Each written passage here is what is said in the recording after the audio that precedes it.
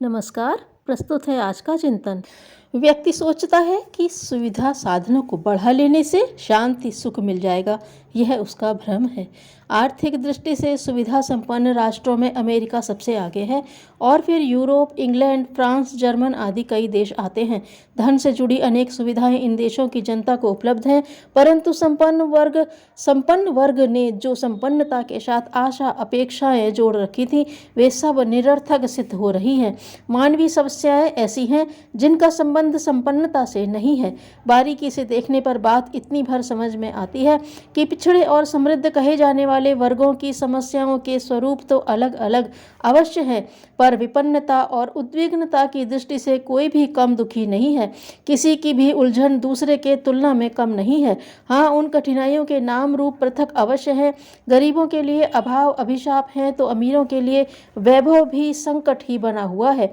वैभव का उपयोग कहाँ किया जा सकता है, उसके उपार्जन एवं संग्रह का औचित्य किन मर्यादाओं से बंधा हुआ है, इसका ध्यान न रहने से अवांछनीय मात्रा में अनुचित रीति से कमाया हुआ धन जमा होता है और उसकी प्रतिक्रिया अनियंत्रित विलासिता के रूप में सामने आती है।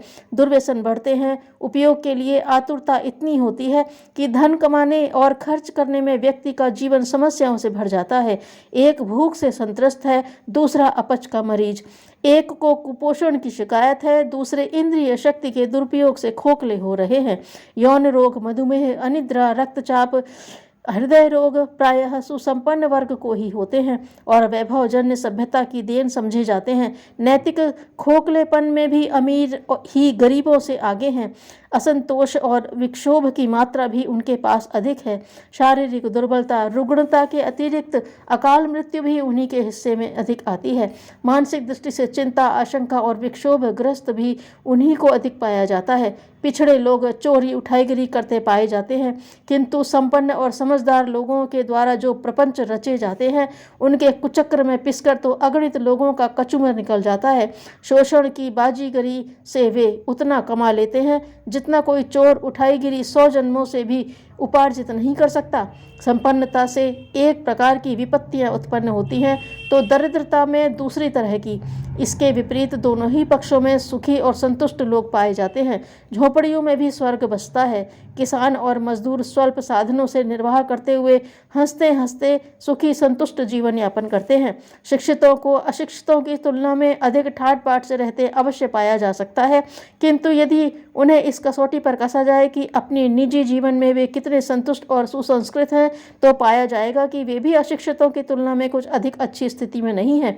व्यक्तित्व की उत्कृष्टता जहाँ होगी, वहाँ पारिवारिक जीवन में सौजन्य सौमनस्य का बाहुल्य होगा। इसी प्रकार संपर्क क्षेत्र में पारस्परिक सहयोग सद्भाव उमड़ रहा होगा।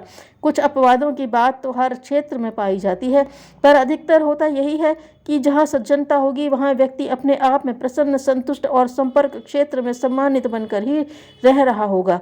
संपन्नता और शिक्षा की अभिवृद्धि की व्यवस्था की जानी चाहिए।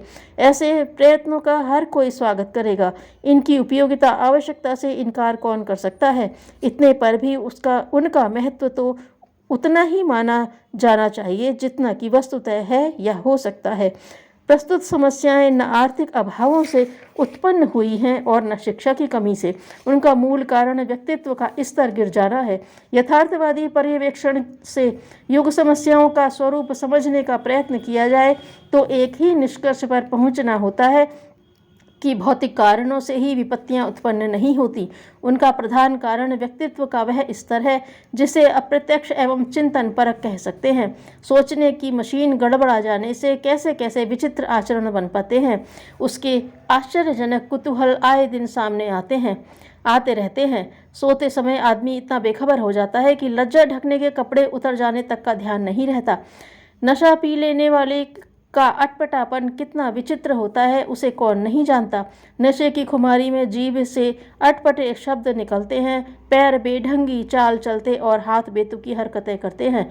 इन सब कठिनाइयों के अनेक विश्लेषण करके एक ही मूल कारण ढूंढना हो तो कहा जा सकता है कि चिंतन की मशीन गड़बड़ा जाने से ही यह अनेक प्रकार की अवांछनीय समस्याएं उत्पन्न हुई हैं। स्वास्थ्य, संपत्ति, सहयोग आदि साधनों का महत्व तो है, पर यह भी निश्चित है कि यदि व्यक्तित्व ओछा हो तो यह सुविधाएं जितनी मात्रा में मिलेंगी उतना ही उनका अधिक दुरुपयोग होने से संकट भी उसी अनुपात में बढ़ेगा। 200 वर्ष पहले आज जितनी सुविधा साधन कहाँ थे? विज्ञान की प्रगति इतनी हुई कहाँ थी?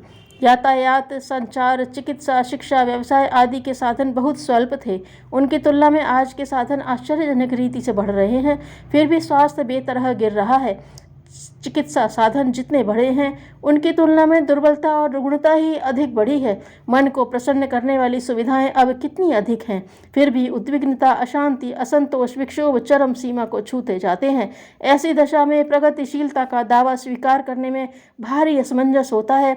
इस विडंबना का कारण एक ही है कि हमारी अंतः चेतना की उत्कृष्टता बेतरह गिर रही है। आदर्शों का विश्वास, सम्मान और व्यवहार घट रहा है।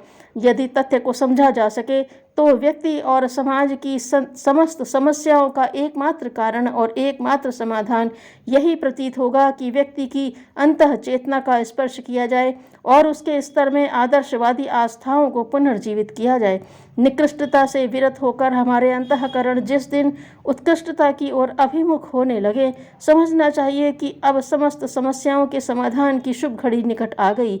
इसके लिए बिना प्रगति के लिए किए जाने वाले प्रयत्न हमें मृग तृष्णाओं में ही भटकाते रहेंगे। आदर्शों को जीवन मूल्य कहा गया है। जीवन का मूल्य देकर भी उन पर दृढ़ रहा जाना चाहिए। धन्यवाद।